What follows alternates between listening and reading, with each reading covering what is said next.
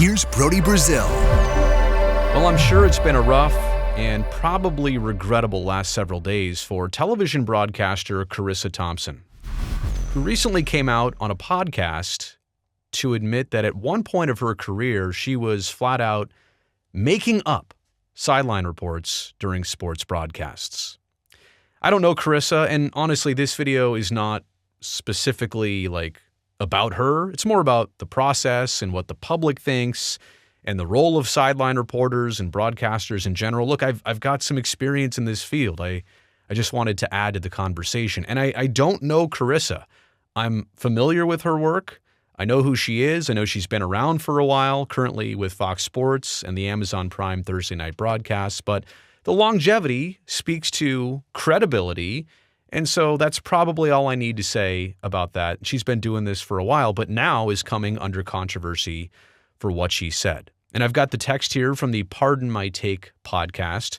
Quote, "I've said this before. I haven't been fired for saying it, but I'll say it again. I would make up the report sometimes because A, the coach wouldn't come out at halftime, or it was too late and I didn't want to screw up the report," Thompson said.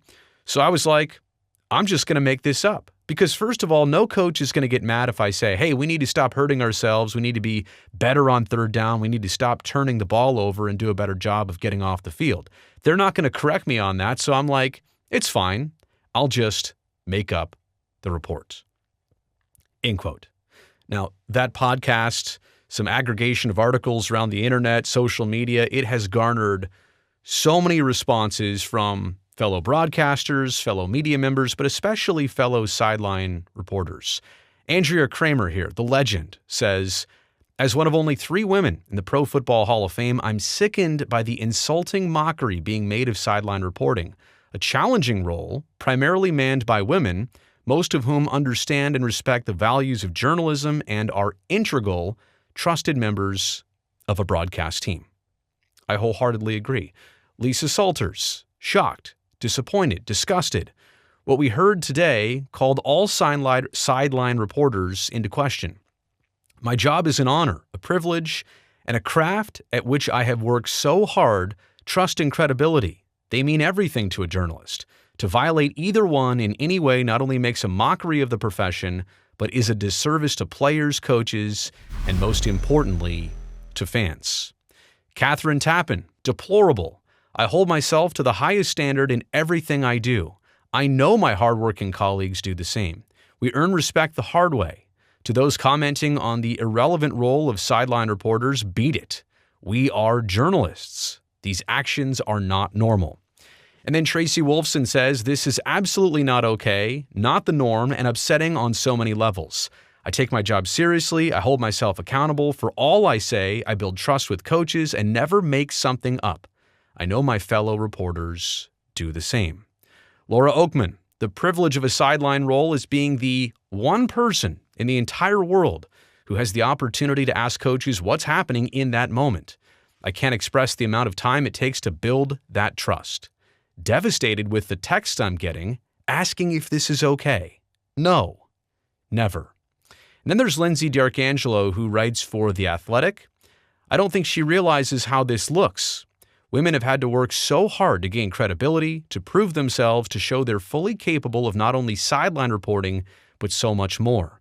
Think about how many years it took Beth Mowins to just call an NFL game." And so I hand-selected those tweets and those opinions because I largely agree. But there are some deeper takeaways here that I'll kind of do unscripted here. First off, why would you go on a podcast? Why do you feel the need to be so spicy on a podcast?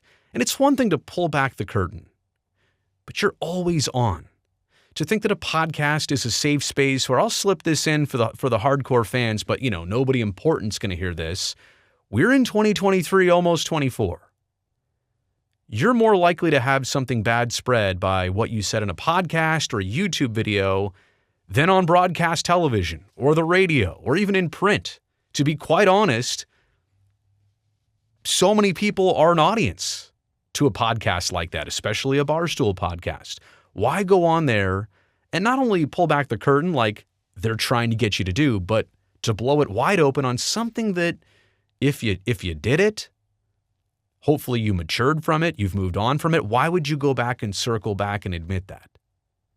It just doesn't seem like a responsible thing to do. It's not going to help your reputation. It's totally regrettable in every single way. Even if it like I said, not justifying that it happened, I'm saying even if it did happen just like that, why would you bring this back up to the forefront again? But I also want to add here perspective and journalism, as people call it, some call it there. Covering sports in a lot of ways is journalism, but it's not the life and death topics of political journalism, of covering a military conflict, a war, covering crime, and so many things that actually have real-life ramifications. What a coach said about his teams or a player's performance or what a player said after the game. Look, I'm here to tell you because I've done the job and I work in this industry. It's entertaining. It's informative. I don't know that it's always journalism or that it always carries the same life and death weight as other things that real journalists go work in, right? They go to foreign lands and like I said, cover wars on the front lines.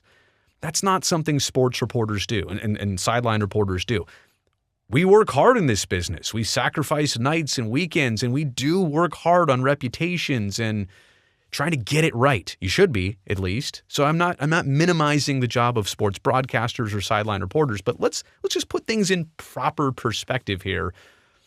To some degree, sure, journalism, but I would hope that people who cover the real important topics in life never do this, because my next point is that what happened here and the admission of it and the expression of just how easy it is to make things up and you'll never know the difference, this does not help the public's trust of the media in general or media personalities. This is not a good representation for anybody with a microphone or a camera right next to them. Now, any of you could look at me right now and say, well, how do I know he's always telling the truth? If Charissa could make something up so easy, why can't Brazil? Well, because this is my whole aim. Trust. And yes, like I said, I've been a person in this situation before, sideline reporting, rinkside reporting, and my worst fear during those years where that was kind of a primary role of what I did, my worst fear was getting something wrong by mistake, not making it up. What if I got something wrong? What if somebody spelled it out in a way where they were trying to mean one thing and I interpreted it wrong, or they communicated it wrong, doesn't matter, but I spelled it out as something different. And I was trying to get it right. I was trying to make this end up like this, and something happened.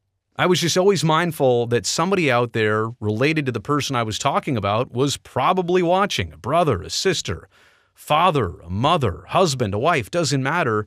I didn't want to be Brazil saying it wrong on television and having somebody else see that, figure it out, and then repeat it back to the original source. I always tried desperately to make sure that what I was saying was accurate if I was just repeating somebody. And so look, I totally understand the backlash from people in the media to people who work in sports and broadcasting and sports reporting, and very specifically to the role of a sideline reporter, and especially all the women who are very critical about what Charissa did here because they know their own difficult journey, and they certainly don't like somebody kind of diminishing it by what they've chosen to do and then admit here, because I really don't think that's reflective of everybody.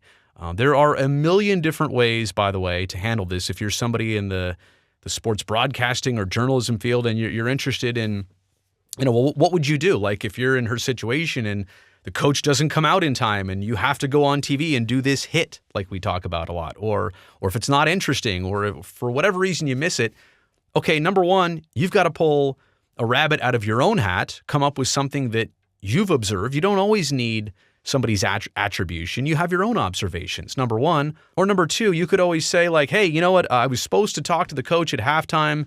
He or she looked a little bit stressed coming out. They were late. We didn't even have the time to connect. So I think that's reflective of the message at halftime and how important it was to the team. Look, I just made that up. But the bottom line is be honest with your viewers. Don't fake it till you make it. That is not the way to go when it comes to being somebody trustworthy. Whether you want to call yourself a journalist, a broadcaster, sports personality, YouTuber, whatever you want to call yourself, always shoot for your reputation first. Be honest, be transparent, be straightforward. You made it here to the end of the video. You know I appreciate that. Thumbs up down below. And don't forget to subscribe to the channel so I can definitely see you back here next time.